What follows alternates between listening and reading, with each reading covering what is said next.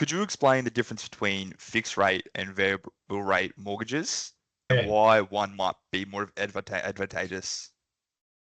yeah, for sure. So you've really got a couple of choices, as you said, between a fixed rate and a variable rate. Now, your interest rate, when you fix it, it's kind of like an insurance policy, I'd say, on the interest rate, because it essentially locks in that rate for a period of time. Yeah. Generally, that period of time is between 1 and 5 years. There are a handful of lenders that will go beyond the 5 years, but we don't really see that too often. And I said it's an insurance policy because if you're someone that's really anxious about rising interest rates and you just know that you couldn't afford to make the repayments should the rates increase substantially, more than what they are right now, then fixing that interest rate may be of benefit to you. Right. Because the other alternative is a variable rate, and the variable rate, as the name suggests, does vary, and typically varies in line with what the RBA is doing when it makes the calls on the cash rate when they meet several times per year. So the variable rate will fluctuate, typically increase and decrease in line broadly with what the RBA is doing. Now, I would say at least 9 out of 10 mortgages, this is my own stat, would be written on a variable rate loan. Yeah. Typically, you're going to find that banks would put a little bit of a margin on a fixed rate because the bank doesn't want to lose out should rates increase by too much, and the variable rate would therefore increase. So my advice generally to clients is just to consider if they're comfortable paying a variable rate, if they're not and they're just so anxious about it, maybe then look at a fixed rate. Yeah. But then you can also hedge your bets, and you can do what's called a split loan, where you might be able to do, say, 50% fixed and 50% variable, and that percentage can change to any combination. You could have 10% fixed, 90% variable, 60-40, whatever you like. So that discussion is always a good one that we have with clients as well, just to make sure that they're comfortable with their repayment strategy. Yeah, okay. That makes sense.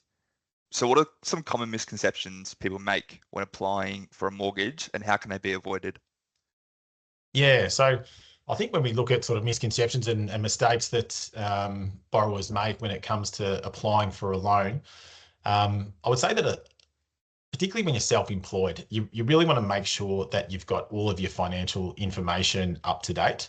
For self-employed clients, banks want to see your last 2 years worth of financial history, including P&Ls, balance sheets, your company tax returns, personal tax returns, notice of assessments, the works, right? So if you don't have them available, then it's just going to delay the process, because you're going to have to speak to your accountant, get your financials completed, and then go through the borrowing process. So I think having financial documentation up to date and in order is a common sort of mistake that many borrowers make. Yeah. Another one would be probably having too much existing credit. So it's a bit of a hidden trap that, most people would understand that car loans and things like that, will impact the amount that you can borrow. But things like your credit card. So your credit card limit is what can really impact your borrowing amount. I had some clients recently and they had about $20,000 combined worth of credit card limit. So importantly here, it's not the amount of debt or balance on the credit card, it's just the limit. You could have zero balance, have never spent a cent on your credit card, but if you had a $20,000 limit on your credit cards, that will impact your borrowing capacity by about $100,000, or probably slightly more. So yeah, it's a little unknown factor. It's roughly about $5,000 of borrowing capacity is reduced for every $1,000 of limit that you have on your credit card. That's quite a bit. Yeah, wow. It is quite a lot, yeah. So for some clients, we just have to tell them that you need to cancel your credit cards before you apply for a loan, if you need to borrow more than what you're eligible to borrow. And that includes things like buy now, pay later cards as well, like with Afterpay and things like that. One that a lot of clients sort of forget about is HEX debt. So HEX debt can impact your borrowing capacity as well. So really any form of credit can impact, in the obscure case, you may even find someone that has a company credit card or a company Amex that they didn't realise is actually in their name. Yeah, that might impact their ability. So things like that we need to get to the bottom of before we apply. And normally when you do a credit check on a client, any level of credit that they've got appears on that, so we can have that conversation. And probably the last one I'd say, if you wanted a third, would be leaving the approval process too late. The latest I've seen, I had a client ring up on a Wednesday and they wanted to get pre-approval to bid at an auction on Saturday. Was actually able to get it done. I was Oh surprised wow. myself that Yeah. we could get that done. But I would normally say allow a minimum of 2 weeks, Yeah. generally probably 4 weeks if you want to be really safe, to go through the end-to-end process of getting all your documentation in order and then having the lender approve that loan. So yeah, not allowing enough time is definitely a common one. You talked about the 20% deposit. What are some other costs that potential home buyers should be prepared for besides the actual deposit? Yeah, it feels like it's a never-ending list of costs sometimes for Yeah. homeowners when they're looking to buy. And some are pretty substantial and some, just minor costs that you probably haven't thought of. So look, a very common one, I mean, there's stamp duty, which is the biggest cost that I think most people are generally aware of. Some may not have used the calculations, and you can jump online and find any stamp duty calculator and it will tell you exactly how much stamp duty you're in line to pay. But broadly speaking, it's around about 5.5% of the property value, give or take. So you need to factor that in. If you're purchasing or selling, you'll need a conveyancer or a solicitor to draw up the contracts and negotiate. So that's normally up to about $2,000 that we allow for conveyancing costs. Often they'll assess the contracts for you if you're looking to buy for free. They'll charge around $1,500, and then disbursements, which are their out-of-pocket costs, which can be up to $500, things like that. Yeah, okay. Sounds like quite a big list.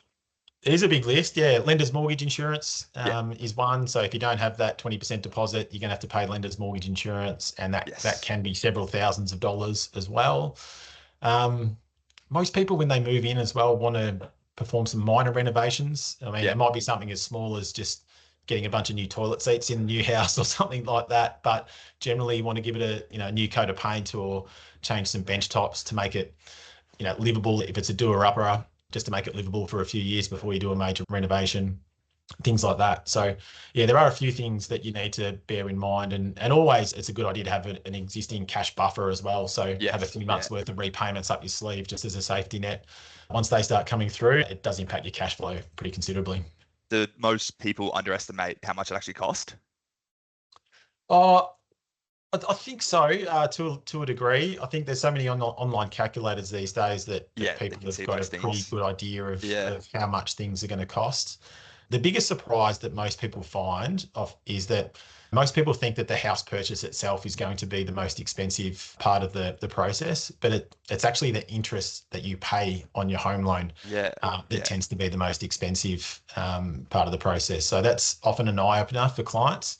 And that's why it's just so important to have a really strong repayment strategy so that you're repaying that debt as quickly as possible, which can save hundreds and hundreds of thousands and years off your mortgage repayments. Yeah, that makes sense.